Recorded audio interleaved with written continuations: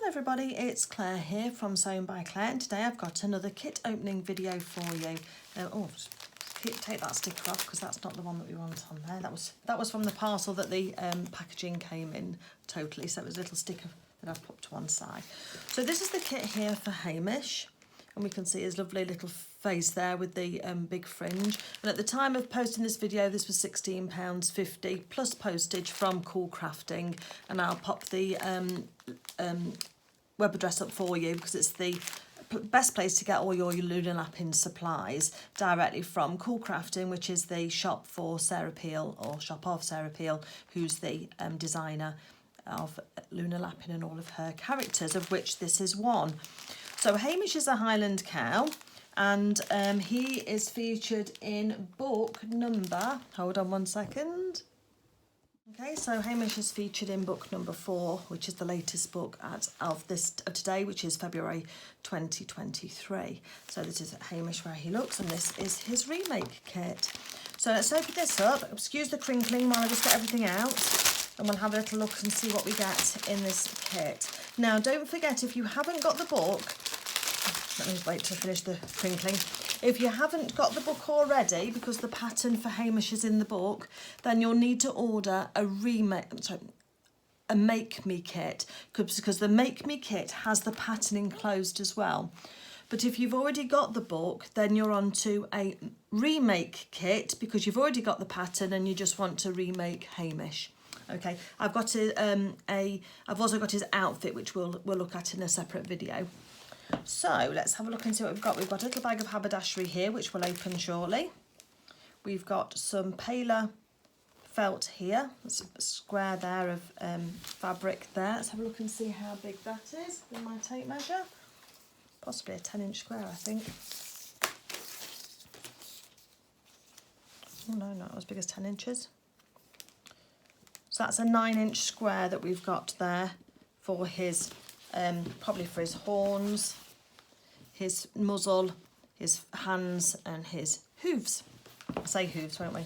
This is his amazing fur for his face, and look at the movement on that. That's just really, really lovely, isn't it? The colour is great. That lovely cinnamon colour is fabulous, and there's a really nice long pile, as you can see there. Now, I have heard that you mark your pattern piece on the back, and then what you do is you then use very sharp tip scissors and almost part the fur with it, so you get right down into your binding of the fur and snip, and that way then you retain this lovely long pile of the fur. So just bear that in mind, that when you're coming to cut it out, you want to use your scissors to just part that fur, and don't just snip blindly straight across like that, because you'll give him too much of a haircut, and we want all of this to be able to be there for his lovely tail and the top of his head. So how big is that piece? Let's have a look and see. So this bit here is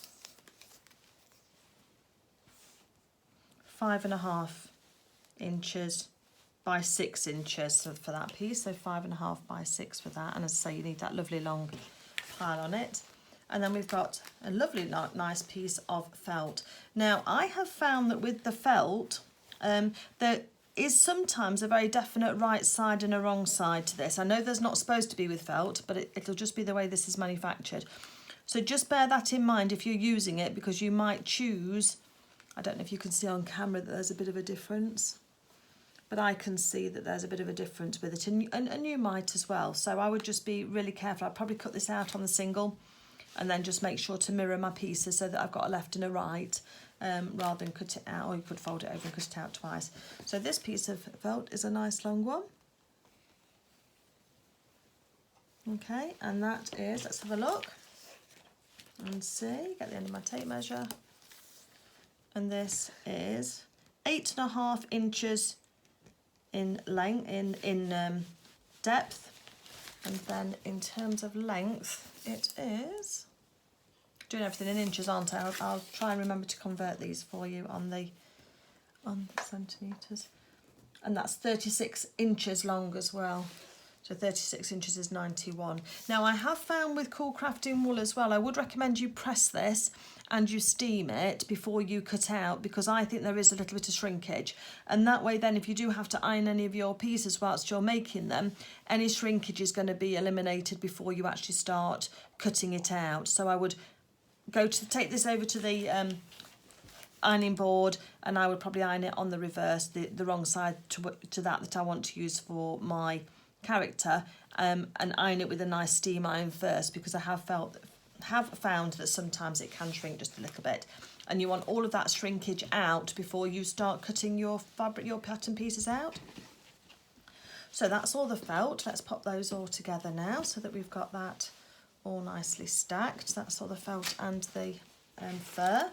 And then let's have a little look in our haberdashery and see what we've got. Now, just a little disclaimer, when I open this up, I have taken out the big doll's needle. I have got one that I can show you. So there's a doll needle like this one here. So this is a set of doll needles from Hemline, and this probably similar size to this one actually.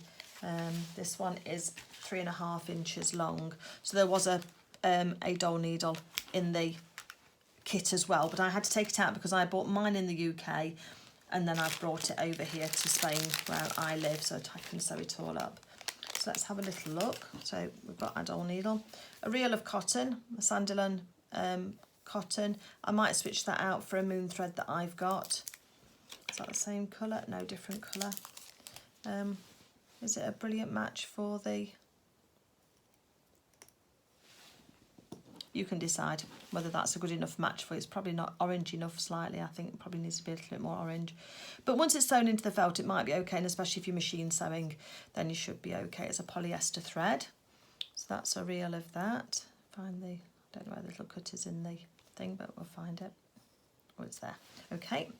We've also got a lighter thread, which will be for sewing when we're sewing the muzzle, and that's a much better match with that colour there. So we've got a wrap of that, we'll call it. We've then got the pins and a hand sewing needle. Okay, so 2, 4, 6, 8 pins and a sewing needle just into a scrap of felt, which we can save for another project. And then we've got 2 large buttons, which I think will be for his legs. And we've got 3 smaller buttons. Let's have a look, see what size these buttons are here, so that you know. Okay, so that's just over 3/4, probably 3/4 of an inch, that is, so 2 centimetres for both of those two, and then these smaller ones are about half an inch, which is just over a centimetre, I think, isn't it?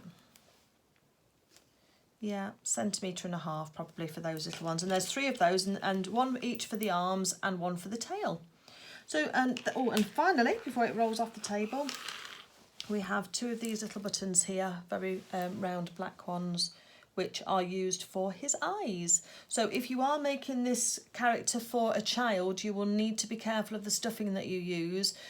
Also just be aware of the fur as well, because the fur in little babies' faces might be an aggravant as well.